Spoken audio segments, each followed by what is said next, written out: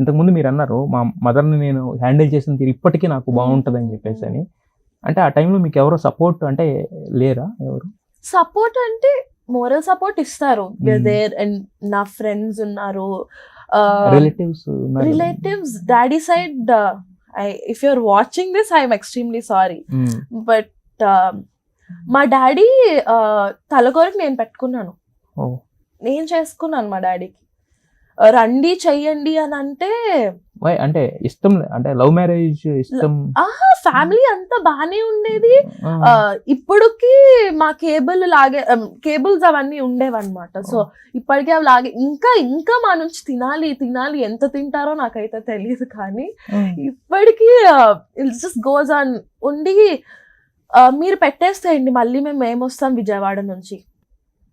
మా mummy family, మా మామయ్య, మా అమ్మమ్మ, మా తాతయ్య, మా అమ్మమ్మ వాళ్ళ బ్రదర్స్ ఉంటారు కదా, వాళ్ళు మొత్తం 5 brothers అనమాట.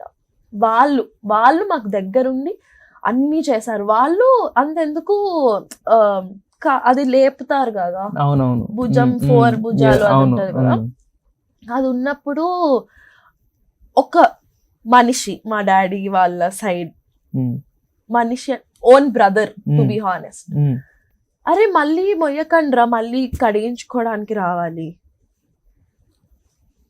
సో ఇవన్నీ ఉంటాయి. All people don't know this. Yes అదే నేను ఎందుకు అడుగుతున్నానంటే ఇవన్నీ నాకు పర్సనల్ గా తెలుసు కాబట్టి, రేపో ఉంది కాబట్టి నేను ఇది షేర్ చేయగలుగుతున్నాను, ఏదో మీరు వచ్చారని కాదు జనరల్ గా.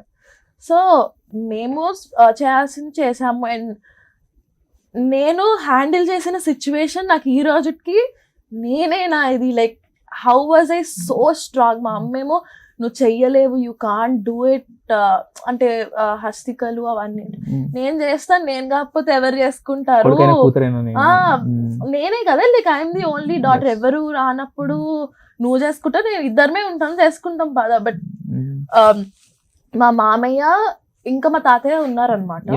మా తాతయ్య ఉన్నా కానీ మా మామయ్య పర్లేదు నేను చేసేస్తాను అలా. మా మమ్మీ సైడ్ ఫ్యామిలీనే మాకు ఈ రోజుకి బ్యాక్ బోన్.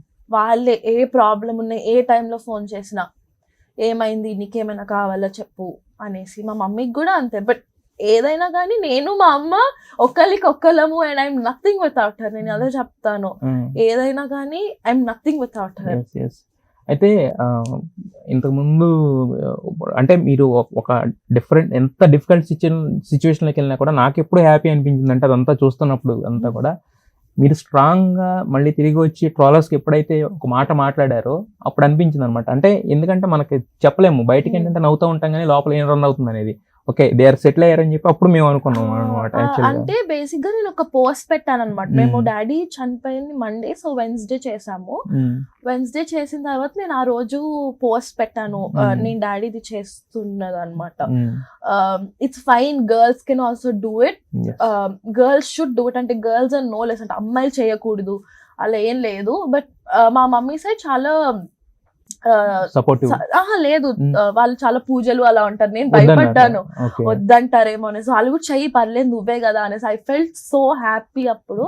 సో అప్పుడు నేను పోస్ట్ పెట్టాను, girls can also do it, చేయండి అనేసి. దానికి పబ్లిసిటీ స్టంట, సింపతి కోసమా? ఐఎమ్ లైక్ డూడ్ ఏం జరిగింది, ఎవరు చెప్పమన్నారు మిమ్మల్ని, ఎవరు కామెంట్ పెట్టమన్నారు, సింపతి ఎవరు చూపించమన్నారు? నేను అందుకే కామెంట్స్ ఆఫ్ చేస్తాను. తర్వాత మమ్మీని బయటకు తీసుకెళ్ళక చూడండి వీళ్ళు ఇలా పార్టీ చేసుకుంటున్నారు, బాధ లేదు ఏం లేదు, తిరుక్కుంటున్నారు అనేసి. But we still, my mom still cries, we still cry, we still miss him. ఆయన లేనిది nobody, you guys can't get it. And ఇంకా ఇన్ఫాక్ట్ ఆ మాటలు అనకుండా ఉంటే అదే మాకు బెటర్ గా ఉంటుంది. మీరు వచ్చి మే we're always there for you అని అనాల్సిన అవసరం లేదు. Just don't interfere in our lives. ఏమైనా ఉంటే బాధ పెట్టద్దు అనేసి.